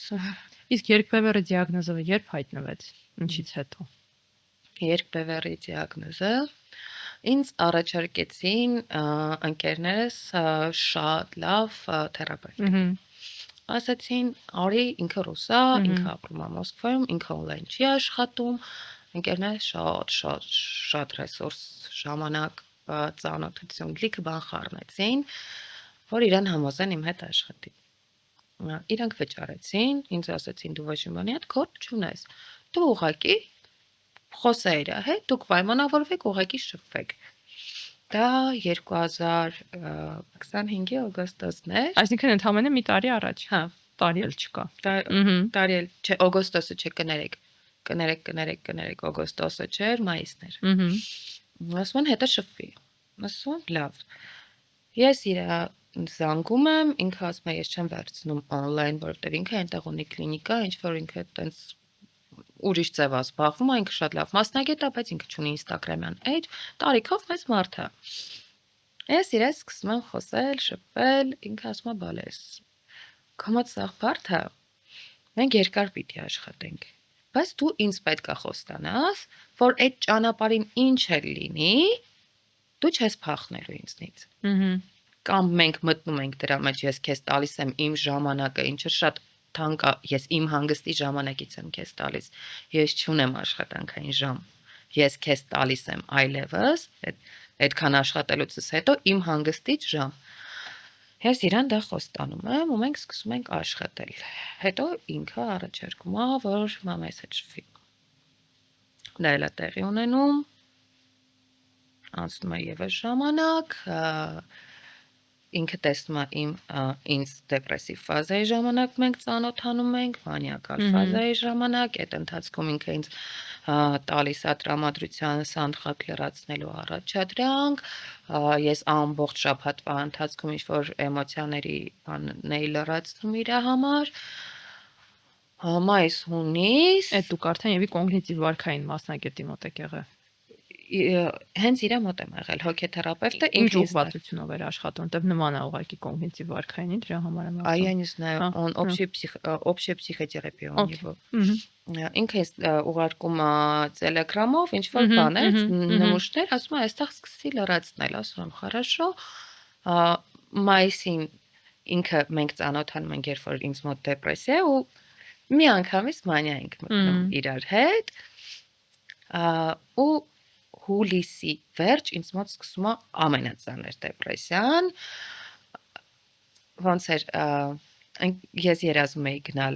Զենֆիրայի համերգին այստեղ, ես իրեն շատ եմ սիրում, ինչ պատճառներով չեմ գնում, ընկերուհիս ինձ որոշում է նվիրի Բաթումիի տոմս։ Տոմս հյուրանոց այդ ամեն ինչը ինքը կազմակերպում է, ես որոշում եմ, որ ես կգնամ մենակ։ Ես ունեմ այդ վիդեոները։ Ես հասնում եմ Բաթումի, ժամը 7-ին պիտի լինի համերգը, ես չեմ գնում ժամը 7-ին ու նստած եմ ու հասկանում եմ, որ ես չեմ կարողանում ինձ ստիպեմ։ Մի կերպ ստիպում եմ ժամը 8-ին հասնում եմ այդ ստադիոն, իրան վիդեո եմ անում լացելով, ասում եմ ես իզուր եմ եկել, ես ինչի եմ եկել, անիմաստ եկա հասա, մեկա ուշացել եմ, ինձ ասում են մի ժամ ուշ է սկսելու համերգը։ Մի հատ էյֆորիա, ես երջանիկ եմ, ամեն ինչ շատ լավ է իմ կյանքում։ 10 րոպե հետո ես նորից լացում եմ։ Սա համերգի ընթացքում ես պարում եւ ֆորնում եմ։ Համերգից հետո ես գնում եմ մտնում եմ սենյակ հյուրանոցի ու 10 օր փակվում եմ սենյակում։ Ես անգամ ծովի մոտիկ չեմ գնացել, ես քաղաքը չեմ տեսել, ես ծովից հոտ չեմ քաշել։ Վերջին օրը գիշերը մենակ գնացել եմ բուլվարով քայլել եմ լացելով էլի իր հետ վիդեոյով խոսելով, որ ես չեմ հասկանում, ես ուզում եմ հիմա աջ կողմից ծովնա, ես ուզում եմ գնամ, ափսոս ես շատ լավ եմ լողում։ Все-таки ինքնապաշտպանական բնաստ է դա քեզ ստիպելու, որ դու դուրս գաս, էլի։ Չէ, ոնց ոտիցս քար կապեմ, գնամ, խորը գնամ։ Չէի հասկանում, երազանքս է կատարվել հենց նոր 2 օր առաջ։ Տենց մենք սկսեցինք աշխատել, ինքը դեպրեսիան էլ իմ հետ տարավ։ Այս ամեն ինչը առանց դեղորայքի, դեռ թերապիա։ Հա։ Ու ինքը ինձ ասաց գնա։ Ես գնացի այն մասնագետի մոտ, որի մասին նոր խոսում էինք։ Ինքը ասացի, որ սենց բան կա, ինձ էս ախտորոշումն են տվել, ինքը շարունակեց խոսելով մենակ ինձ հետ խոսեց, ասեց, հա, ճիշտ է ասում, քո մոտ էտա, ասացի ինքը ինձ ասել է, որ այս տեղերն է ինձ պետք խմել, ինքը ասեց, այս բժիշկը ասեց, հա, ինքը ճիշտ է ասում, տեղորայքները նշանակեց, ես այդ ռեցեպտով սկսեցի արդեն տեղորայքային բուժումը, որը ինչ չէր օգնում։ Ու մենք ընթացքում շատ տարբեր սխեմաներ փորձեցինք, շատ տարբեր սխեմաներ փոխեցինք։ Ինձ մոտ սկսում էր ճնշման անկում, ինչը իմ թերապևտը ռուս ասում էր, դա դեղերի պատճառով է, հանգստացի, մի պանիկայի մեջ մտի, իմ այստեղի մասնակետը ասում էր, այս դեղերի բաբոճկաների մեջ չկա նման խնդիր, դա դրա հետ կապ չունի։ Ու ես որպես մարդ, որը առանց այդ պահին գտնվում է անկայուն վիճակում, սկսում եմ կասկածել եւ չվստահել եւ այս կողմին, եւ այս կողմին։ Ես ասում եմ ավելի լավ է, ես մնամ այս ամեն ինչի մեջ մենակ, այս տեղերը շպրտեմ, ու ես ունեցել եմ մի քանի անգամ, որ ես սկսել եմ բուժումը թողնել։ Բնականաբար դա երբեք լավ բանի չի բերում, երբ որ դուք սկսում եք բուժումը ու թողնում եք, իմացեք, որ դա բերելու է իր հետևից ծանր հետևանքներ, ֆիզիկական ծանր հետևանքներ, ես էլի մկանային ձգումներ, ճնշման տատանումներ, էլի սննդից հրաժարվել, էլի այդ անընդհատ տագնապային խանգարումները, որ ես վախերի մեջ էի անընդհատ, ես վեր էի թռնում քնից, ինձ թվում էր հենց հիմա այն ինչի ես երազել եմ, այս շրջանում հենց հիմա դա կատարվում է, ու ես հիմա դա չեմ ուզում, հենց հիմա չեմ ուզում, բայց մեռնում եմ։ Մինչև ես ոնց խոստացել էի, ես մասնակետից ինքը զանգեց, ասաց դու չես կարող ինձնից հրաժարվես, դու ինձնից խլել ես շատ ժամանակ, ու դու ինձ խոստացել ես։ Հետո եկավ սեպտեմբեր ամիսը, երբ քաղաքական դրդապատճառներով ես լավ էի։ Ու այդ ժամանակ արդեն չենք հասկանում, մենք փորձում էինք հասկանալ, սա իմ ֆազան է, սա պատճառը հետևանք է, ու շատ երկար ինքը տվեց։ Այս երևի իմ ամենաերկար տևած դեպրեսիան էր, ու իր երկարատևությունը նաև ինձ համար խնդիր էր, որ ես էլ չէի տեսնում լույս, որտեղ շատ կես տարի տևեց ինքը, ու ես էլ լույս չէի տեսնում, որովհետև սաղ վատա ու մի հատ էլ գումարածության գործ չունեմ։ Այն ժամանակ ես դեպրեսիաս կարողանում էի գոնե գործի գնալով տանել բան ինչ-որ, հələ մի հատ էլ չեմ աշխատում։ Ու ես էլ ոչ մի տեղ չեմ ուզում աշխատեմ, ես ոչինչ չեմ ուզում։ Ու կանք հասնենք ցած սահունես բլոգին, ոնց ինքը բացվեց։ Իսկ մինչև այս կախվածությունները պահպանվում էին, թե արդեն են 80 օրվանից հետո 80 օրվանից հետո ես սինթետիկ կախվածություններից ազատվեցի, բայց խմում էի ու օրգանիկ նյութեր, բայց հազվադեպ օգտագործում էի։ Պատերազմից հետո տենց ես չէի ունենում, չէր կարելի ինձ նայելով ասել, ես էլ ինձ կախված մարդ չէի համարում, էլի, չնայած այն ինչից ես ազատվել էի, դա արդեն հերոսություն է, որովհետև չգիտեմ, հասարակության մեջ էլ կա այդ կարծիքը, ինքը կարծիք չի, ինքը իրականություն է, առանց մասնագետի օգնության այդ նյութերից գրեթե անհնար է դուրս գալ, ու ինձ անգամ նարկոլոգներն են դա ասել, որ դու դիսարվերսիա դետեչկա, արի мы тебя прокапаем, արի մենք հետ նստենք, արի մենք քեզնով զբաղվենք, դու ունեցել ես շատ մեծ հաղթանակ, դու սա արել ես արդեն, բայց քո արունը հիմա դա պահանջելու է քեզնից, դա կամքի ուժի խնդիր չի, դա ֆիզիոլոգիապես ես ֆիզիկական ցավեր եմ ունեցել անմարդկային իմ մարմնի կալցին կարելի ասել վերացել էր, ես ատամներս սեղմում էի, ատամներս փշրվում էին, ու բնականաբար դա լրացնել էր պետք, ու բնականաբար այդ չզգալու համար ցանկացած պսիխիկա ասելու է հարգ ես, ինչով ես զբաղվում, գնա մի հատ հանգստացի, ու նարկոլոգներն էլ էին վախենում, որ ես կանեմ դա, բայց ինձ շատ կարևոր էր, ես ունեմ այդ գոնե ինքս ինձ ապացուցելու համար, ես ինքս ինձ հետ տենց կոնկուրսների մեջ եմ միշտ, ու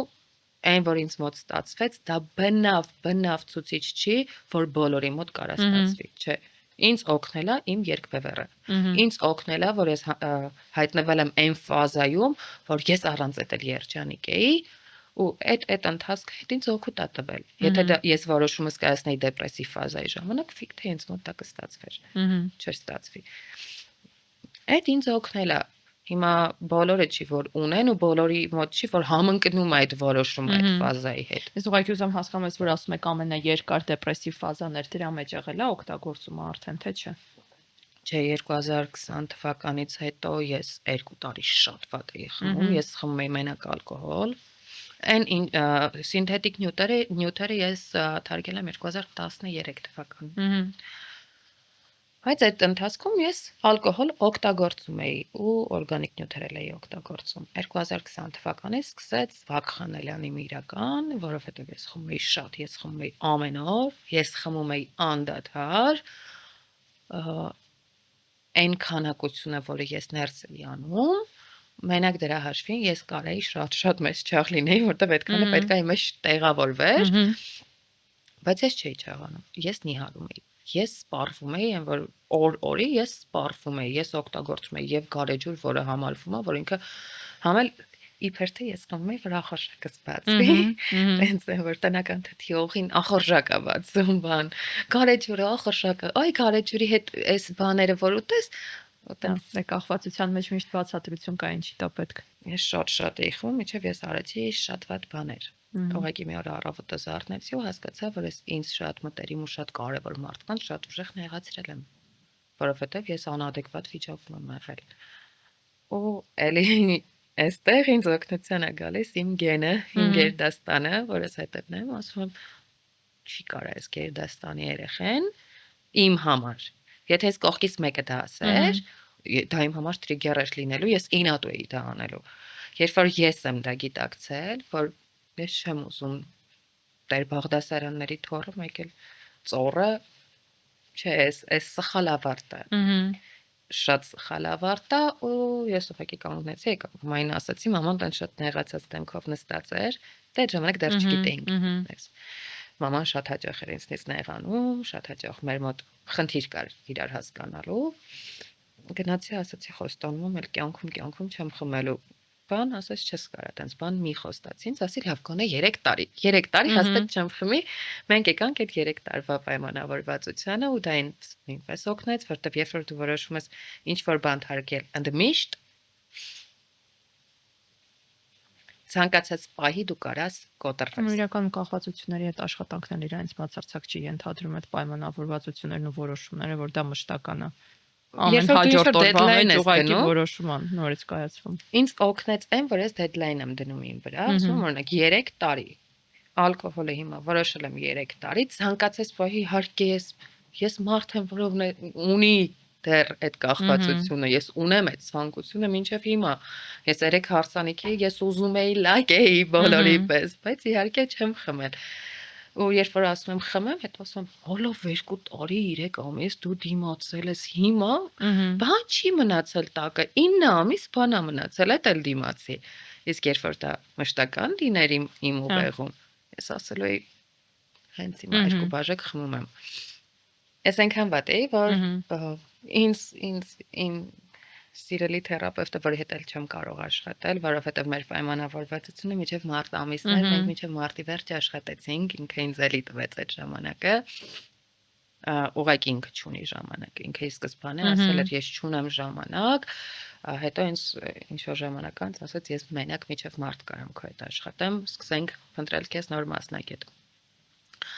Ասացի ես էլ չեմ ձգում։ Ես գիտակցում եմ հիմա իմ կարծիքով ժամանակ ես տենց ասում, սա շատ գիտակից, երկար մտածված, ոչ թե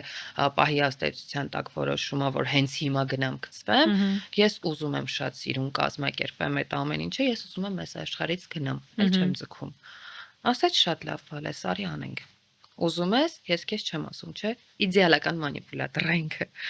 ինքը իմ հետ կարեցել անենց խաղեր խաղամենթալ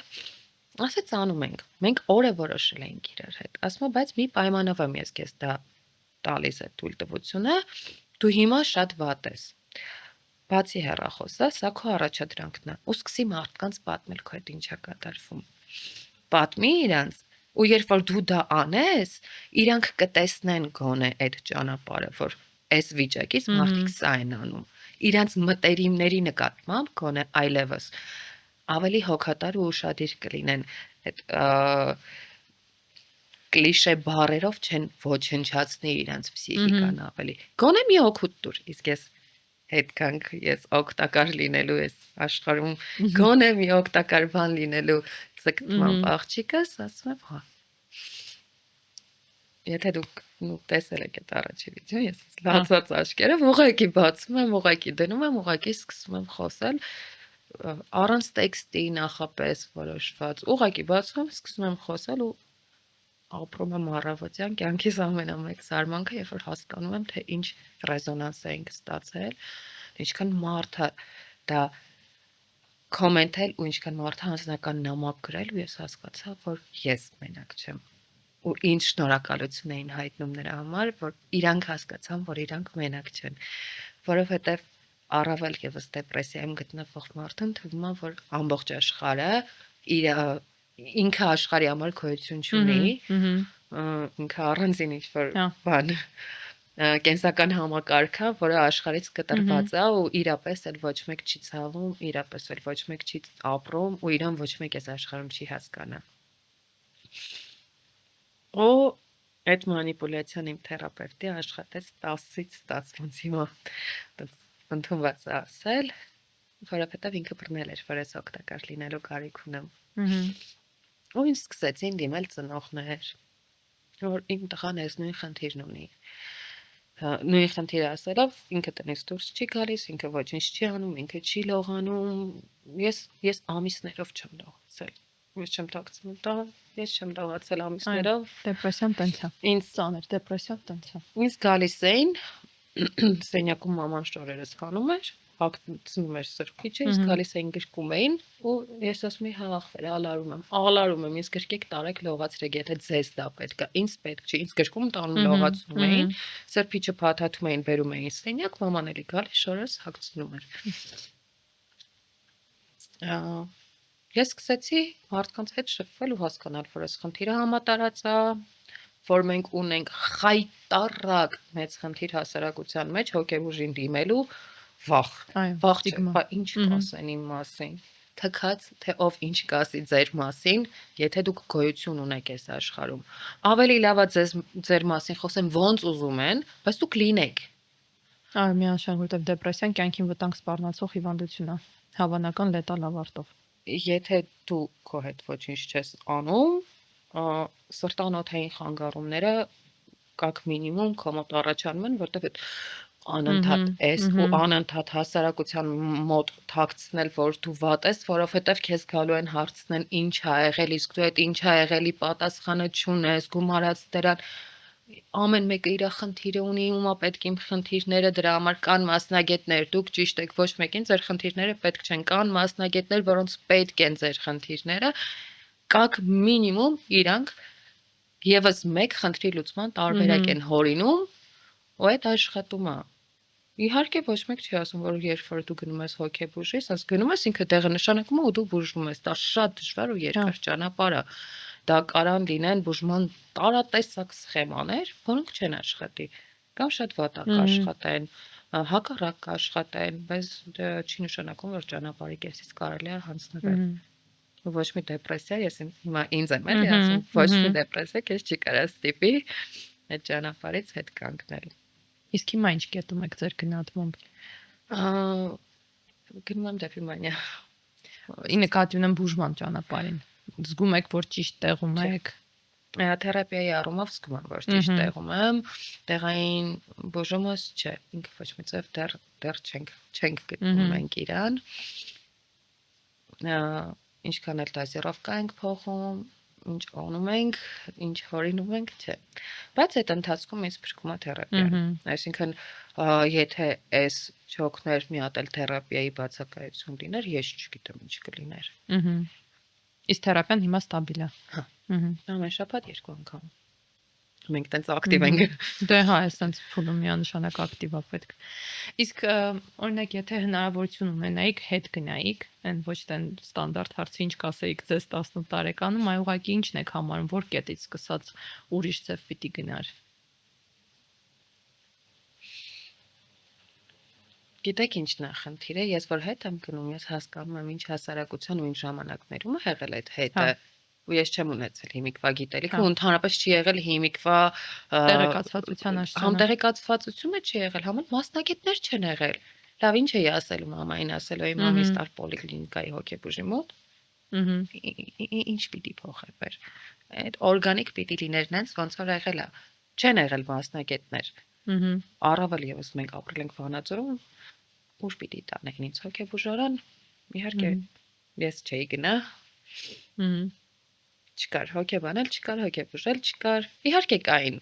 բայց ես փոքր ժամանակից տարան հոգեբուժի։ Ինքս նստես Սիգմունդ Ֆրեյդի դեմքով նստել էր ակնոցներով, ու սկսես թերթել, թերթել, սկսես կարդալ, թե իմ հետ ինչա կատարվում։ Կարելի է ես գնամ, ասես դու էլ չես գա, ճիշտ է, ես էլ չեմ գա, ու ես այդ ժամանակ 12-13 տարեկան էի։ Այդ առաջի փորձից հետո էր ինքնավնասման։ Չէ, չեմ գալիս։ Չեմ ուզում կամ ես ամեն դեպքում չէի պատկերացնում, որ ինչ-որ մեկը կարդալով պիտի հասկանա իմ հետ ինչա կատարվում։ Միշտ իմ մոտ եղել է հոգեբանների նկատմամբ այդ թեր հավատությունը, որովհետև ես հանդիպել եմ շատ վատ մասնագետների, որոնք մաքսիմում ոչ կոմպետենտ են եղել։ Իհարկե, եթե ես լավ մասնագետի հանդիպեի ինքն էլ ժամանակին ինձ ուղղորդեր ճիշտ մասնագետի, ես այսօր այստեղ նստել չէի լինի հաստատ։ Քանի որ ես գիտեմ, որ ձեզ շատ մարդիկ են հետևում, ովքեր ունեն նույն խնդիրը, ու ձեզ մեր նկարանումից առաջ ասում էի, որ նույն իմ այցելուներից շատերը կիսվում են, որ շատ օգնում է կողքից օրինակ տեսնել ու այդ ձեր ասածը, որ դու մենակ չես, որովհետև ինչքան էլ այդ զգացողությունը հաստատ կա, որ ամբողջ աշխարհը քեզ չի հասկանում, այն ինչ որ դու ես զգում, ոչ մեկ չի կարող զգա, ոչ մեկ չի կարող հասկանալ, թեր հավատությունը, բուժմանը եւ այլն, ու իրականում երբ որ մարդիկ սկսում են կիսվեն իրենց անցած ճանապարհով, այդ շատ օգտակար է։ Ինչ կուզենայիք փոխանցել են մարդկանց, ովքեր հիմա այս ենթադրում շատերը մեզ կլսեն ու իրանց գտնելու են այս ամեն ինչի մեջ։ Մի ամոթ չեք դիմել բժշկի, երբ որ ձեր ոտքը կոտրվում է, դուք գնում եք գիպս եք դնում, չէ՞, բայց երբ որ մարդու հոգին է կոտրվում, ինչ որ դրա շատ անլուրջ են վերաբերվում մարդիկ։ Երբ որ քո պսիխիկան է կոտրվում,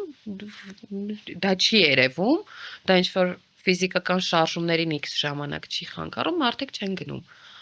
Բայց դա ամենաառաջնայինն է, որովհետև թե ֆիզիկական կենսունակության համար է դա կարևոր։ Ամեն դեպքում այս բաժակը վերցնելու համար ինձ ցանկություն է պետք։ Հա։ Այդ ցանկությունները, երբ որ լիարժեք զրահանում են, դու ոչ բաժակ վերցնելու ցանկություն ունես, ոչ ապրելու այդ ժամանակ էլ ինչի համար է այս ամեն ինչը։ Այդ ժամանակ դու սկսում ես մտածել, որ իրոք այս ամեն ինչի պատճառ չկա, ու պետք է վերջանա այս ամեն ինչը։ Մի արեք։ Ես ու հասարակությանն եմ խորհուրդ տալիս։ Ես շատ թեթև եմ տանում, որովհետև ժամանակին ես ինքս եմ եղել այդ հասարակության մաս, որը իր տեղեկացվածության բացակայության պատճառով, հա ես էլ չեմ հասկացել դիմացինիս հետ ինչա կատարվել, հա ես էլ եմ լիքը ապուշ խորհուրդներ տվել։ Ես հասկանում եւ չեմ մեղադրում այդ մարդկանց։ Ես փորձում եմ այդ մարդկանց հասցնել, ովքեր ինձ առաջարկում են սպորտով զբաղվել, ընկերներից հետ շփվել ու սաղ կանցնի։ Ամուսնանալ, ամուսնացիկ պսակվի կանցնի։ Թեթև նայի, երեք ինձ ասում են, «Ոյ դու ինձ լավ աղջիկ ես, ես կուզեմ թեթև ապրես», ասում եմ, թեթև եմ ապրում։ Սաղիցը շատ ես եմ ապրում, սաղիցը ուրախ ես եմ։ Ուղղակի կուզեմ, որ ինֆորմացիան շատ լինի։ Մարդիկ գոնե հասկանան իրենց մտերիմների հետ վարվելու ձևը, որ ծնողները ում աղջիկ երեխեն տեսիլքներով, որը ունի մանիակալ ինչ-որ հետապնդման վախեր, գալիս է ասում է, ես ունեմ խնդիր, ինձ պետք է մասնագետ, հերը չփակի իրան սենյակում ու չասի, այդ սաղ հեռախոսից է, դու այդ սաղը տեղից ես սովորում, քեզ ով է ուզելու, որ դու գնաս սաղ քաղաքը կխոսա, որ իմ աղջիկը գիժ է, որ ծնողները հասկանան, որ իրանց երեխու կյանքը, вообще լինելը ավելի կարևոր է, քան իր հաջող պսակվելը, որովհետև հաջող պսակվելու համար ինքը կակ մինիմում պետքա լինի։ Որպեսզի չդեմոնիզացվի հոգեբուժությունը։ Որովհետև շատ է դեմոնիզացված, ես նայում եմ ու մեկ էլ շատ կարևոր բան, մենք ունենք հոգեբուժության դեմոնիզացիա, բայց մենք ունենք նաև երկբևեռ աֆեկտի ռոմանտիզացիա։ Ես որ հատկապես մանիակալ ֆազայի։ Ես որ ասում եմ, ես ունեմ երկբևեռ, գիտեք ինձ ինչ ով չունի հիմա բիպոլար կա։ Ես էլ ունեմ բիպոլար, ասում ժողովուրդ։ Կամ ամեն տրամադրության տատանումը ասում են մայա բիպոլարը չկա։ Այո, ու իմ համար абսուրդ է, երբ որ մարդիկ որոշում են ChatGPT-ի հետ խոսելով իրանց դնել ախտորոշում տալ։ Չէ, ախտորոշում կարա տա մենակ մասնագետը։ Ինձ որ ասում են շփվում ենք, ասենք, follower-ների հետ, ասում են, բայց ես ինչ կունենամ, ասում եմ, ես կարամ կարծիք կասեմ, բայց ես իրավունք չունեմ քեզ իմ կարծիքը ասելու։ Ես մասնագետ չեմ, մարդիկ գնացել են տարիներով սովորել են, այդ դիպլոմը ստացել են, որպեսզի իրավունք ունենան քեզ դա ասելու։ Ես իմ անցածի հիման վրա քեզ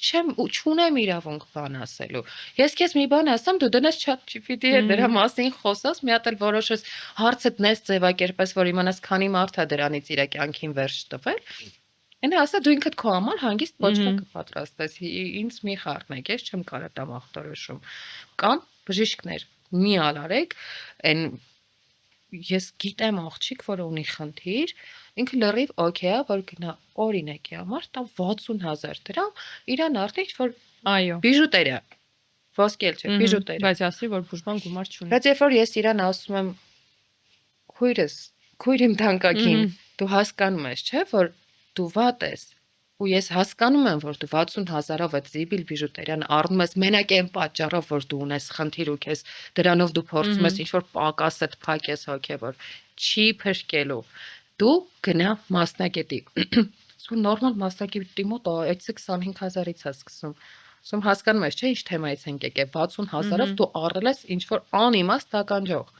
Դու ինձ ասում ես, որ դե այս մի հատ ականջող է, որ ես կգրեմ։ Իսկ այն մի այցն է այդքան, քանի այց պիտի գնամ, ասում, բայց դու հասկանում ես, այս մի հատ ականջող է, որ դու կրես մենակ այն պայմաններում, եթե լինես։ Իսկ այն այցը, որը քեզ տալիս է գոնե հնարավորություն լինելու ու լինելու ցանկություն ունենալու։ Ունենք այդ խնդիրը, մենք ինչ-որ շատ տարօրինակ հասարակության մեջ ենք ապրում, սխալ պրիորիտետներ ենք դնում։ Համամիտ եմ։ Այն ինչը չի երևում, լրիվ օքեյ է։ Հենց երևում է, մենք գուցե դա հայ լինելու խնդիրն է։ Դա նաև խնդիր է սենց։ Լիքը մարդ, այդ թվում նաև ես եղել եմ այդպիսի մարդ, ես ամաչել եմ լավ լինեմ, նաև ոչ համ վատ լինելուց եմ ամաչել, համ լավ լինելուց։ Հիմա բացատրեմ, իմ մաման ունեցել է շատ դժվար կյանք։ Ինքը տեսել է Սումգայիթի ջարդ, ինքը տեսել է երկրաշարժ, ինքը տեսել է առողջական խնդիրներով 2 երեխա, որոնցից մեկի հետ ինքը տարիներով ապրել է հիվանդանոցում։ Ինքը մենակ այդ ամեն ինչում եղել, ինքը ունեցել է բավականին ծանր բնավորությամբ ծնող տատիկս, որը գիպերապեկայի աշխարհի չեմպիոնն էր, ով շատ իրանը թելադրող եւ պահանջող էր, ու ես տեսել եմ մորս կյանքը, ու ես ենթագիտակցորեն, իհարկե դա գիտակցական չի եղել, ես ամաչել եմ մամայիցս, որ ես ապրեմ լավ ու երջանիկ, որովհետև ես մորիցս լավը չեմ, որ ես իրանից լավ ապրեմ։ Ու հիմա ես տեսնում եմ ամենտեղ այդ խնդիրը կա, բայց մարդիկ չեն հասկանում, որ իրանք տենց են ապրում։ Իրանք ուղղակի դա տենց ինչ-որ իրանց մոտ եկած է։ Իմ մոտ էլ էր եկած միջև հասկացա։ Սեպարացված լինելը առհասարակ շատ մեծ խնդիր է մեր հասարակության մեջ, երբ որ ուզում ես շարունակես ծնողի ճակատագիրը, որ չառանձնանաս։ Ու ծնողներն էլ են մեղավոր, որ չեն ասում ես քո տարիքում, հա։ Ես ջուր էի կրում քո տարիքում, հասկացա։ Իսկ դու ինչ ունես նեղվելու։ Ես էլ ես ունեմ նեղվելու, քո տարիքում ինտերնետ չկար, իսկ իմ տարիքում կա, ես ամեն օր լսում եմ պատերազմների ու անտանելի բաների մասին, որոնց մենակ լուրը, անգամ առանց վիդեո, առանց ֆոտո, մենակ իմանալը, արդեն տագնապային խանգարում կարա առաջացնի մարդու մոտ, որ դու ամեն օր վատ բաներ ես կարդում։ Ձեր ժամանակ չկար, դուք ուրախ երկելով բարելով այդ երկու բաչոնակը ձեզ մոտ սար էիք բարձանում, ջուր էիք բերում։ Հիմա ով ունի բողոքելու։ Ես։ Արնելա ջան, ես շատ շնորհակալ եմ այս զրույցի համար։ Մենք էլի բաներ ունենք իրականում խոսելու, բայց գուցե թողնենք այդ հաջորդ անգամ։ Ձեր ճանապարհը ավելի, չէ, ձեր ճանապարհը ավելի, ես կարծում եմ, որ էլ ավելի լավ կսկսի գնալ։ Ձեր այս կետից էլի նկատի ունեմ։ Այն կետից, երբ որ դուք սկսեցիք ձեր բլոգը վարեք, կարծում եմ, որովհետև այնտեղ դրա մեջ շատ ռեսուրս էլ կա ու բռնվելու բան էլ կա։ Մենակ եթե ես ինձ կարողանամ դա համոզել, ես օրերով շաբաթներով ոչինչ չեմ նկարում, եկել հայտնվում եմ, ասես շատ ակտիվ, հետո ես կարծում ձեր հետևորդները ձեզ հասկանում են։ Հուսամ։ Ես ձեզ ցանկանում եմ առողջություն, ես ձեզ ցանկանում եմ, որ դուք չկորցնեք այս ցանկությունը ճանապարհը անցնելու։ Ես էլ եմ ուզում, որ այս մանյան հանկարծ չվերջանա։ Ես էլ եմ շատ այդ ուզում։ Շատ շնորհակալ եմ։ Ես եմ շնորհակալ։ Ձեզ էլ ոնց անխափան եթե շատ շնորհակալ եմ։ Երկար լինի ու ապրեք, որ sense լավ բան եք անում, այս ինձ թվում է ամեն դուր բացելուց պետք է այս ամեն ինչի մասին խոսվի, որ հասարակությունը մի քիչ գիտակից դառնա ու չվնասի։ Չեն կարողանում օգնել, գոնե չվնասեն ու դուք դրան շատ եք նպաստում, որ սովորեն չվնասել։ Մեղք են մարդիկ, ովքեր դեպրեսիայի մեջ են, մի հատ էլ կողքից լսում են տենց ապուշ խորհուրդներ։ Գնացի։ Շնորհակալ եմ շատ։ Ստեսություն։ Մենք այսօր լսեցինք Արնելայի պատմությունը, ում ես եւս մեկ անգամ ուզում եմ շնորհակալություն հայտնել համարձակության համար այս ամենից այսքան բաց խոսել։ Եվ ուզում եմ դիմել ձեզ, սիրելի հետևորդներ, եթե դուք այս պատմության նկարագրի մեջ, որը որ երկբևեռ հիվանդությանը վերաբերող բավականին տիպիկ է, գտակ ինչ-որ նմանություններ ձեր ներկայիս կամ ձեր հարազատների ներկայիս հոգեվիճակին, ես շատ խորհուրդ եմ տալիս դիմել անհապաղ մասնագետի, որովհետև ինչպես նշեցինք զրույցի ընթացքում, դեպրեսիան կյանքի համար վտանգ սպառնացող հիվանդություն է։ Երկբևեռ խանգարման մեջ մանիակալ ֆազան, որը որ այո, շատ հաճախ կարող է թվալ որպես նորմա ու բարձր տրամադրություն, կյանքի որակի, ինչպես նաև կյանքի անվտանգության համար նույնպես հետևանքներ ունեցող հիվանդություն է։ Մի խուսափեք դիմել մասնագետի։ Ես բացարձակ չեմ պատմի հիմա պատմություն նրա մասին, որ միշտ լինելու է հեշտ դեղորայքով կարգավորել իրավիճակը, որ միշտ հնարավոր է լինելու գտնել միանգամից այն իդեալական բուժումը, որը որ ձեզ համապատասխան է լինելու, որ դուք միանգամից կարողանալու եք գտնել ձեզ համապատասխան թերապևտին, չէ, դա պահանջելու է գուցե ժամանակ։ Հատկապես երբ կան ուղեկցող այլ ախտորոշումներ նույնպես, հատկապես եթե հիվանդության պատմությունը ունի վաղեմություն, հատկապես եթե կան ուղեկցող կախվածություններ, որովհետև ես սա էլ շատ ուզում եմ պարտադիր նշել, որ կախվածության արկայությունը միշտ ավելի բարդացնելու է բուժումը։ Անկախ նրանից դուք ձեր բուժման զուգահեռ գտնվում եք կախվածության օգտագործման մեջ, թե չէ, անամնեզում կախվածության, երկարատև կախվածության արկայությունը բուժումը բարդացնելու է։ Ու սա նույնպես պետք է հաշվի առնել։ Բայց ամեն դեպքում չզբաղվելով, թողնելով հաստատ ունենալու եք ավելի լուրջ հետևանքներ։ Ձեր կյանքի որակը ու առհասարակ ձեր կյանքը միանշանակ են արժեքներն են, որի համար արժի պայքարել, փնտրել ու գտնել ձեր համար լավագույն մասնագետին։ Ինչպես նաև բնականաբար ես իմ կողմից չեմ կարող չանդրադառնալ ու խորհուրդ չտալ միշտ դիմել գիտահեն մեթոդներին ու գիտահեն մոտեցումներին։ Շատ հաճախ նման խնդրի ժամանակ ինչ որ այդ ոչ տրադիցիոն բժշկությունն է դառնում ընտրություն, փախուստը տարբեր ոչ տրադիցիոն process-ների մեջ դառնում է ընտրություն, խուսափումը բուժումից դառնում է ընտրություն, որը որ երբեք չի կարող բերել ոչ թե լավացման չի բերի, այլ միանշանակ բերելու է իրավիճակի վատացման։ Ամեն դեպքում ժամանակակից հոգեբուժությունը ես Արնելայի հետ շատ համաձայն եմ, որ տարիներ առաջ հաստատ ավելի մեծ խնդիր կար թե դեղորայքի հետ, թե մասնագետների հետ, թե առավել եւս հոգեթերապևտիկ մոտեցումների հետ, բայց ժամանակակից բժշկությունն էլ, հոգեթերապևտիկ մոտեցումներն էլ հաստատ ունեն լիքը գործիքներ, որոնք կարող են ձեզ առաջարկվել գոնե թե բարելավելու համար, եթե ոչ ամբողջությամբ իրավիճակը շտկելու համար։ Ինչպես նաև ես ուզում եմ անպայման նշել, որ թե դեպրեսիան, թե երկբևեռ խանգարումը հնարավոր է մտցնել այն փուլի մեջ, որտեղ ձեզ ախտանիշները չեն խանգարում։ Այսինքն, եթե խոսքը գնում է մաքուր դեպրեսիայի մեջ, դեպրեսիան բուժվող հիվանդություն է, եթե խոսքը գնում է երկբևեռ հիվանդության մասին, ապա հնարավոր է միանշանակ մաքսիմալ բերել նրան, որ ֆազաները հետաձգվեն բուժման ու մասնագետի հետ աշխատանքի հետևանքով։ Այսօրվա համար այսքանը։ Ես խնդրում եմ բաժանորդագրվել ալիքին բաց չթողնելու համար մեր հետագա հաղորդումները։ Կհանդիպենք այլ կարծիքի եթերում։ Bye, ինչպես կասեր Հայկանը։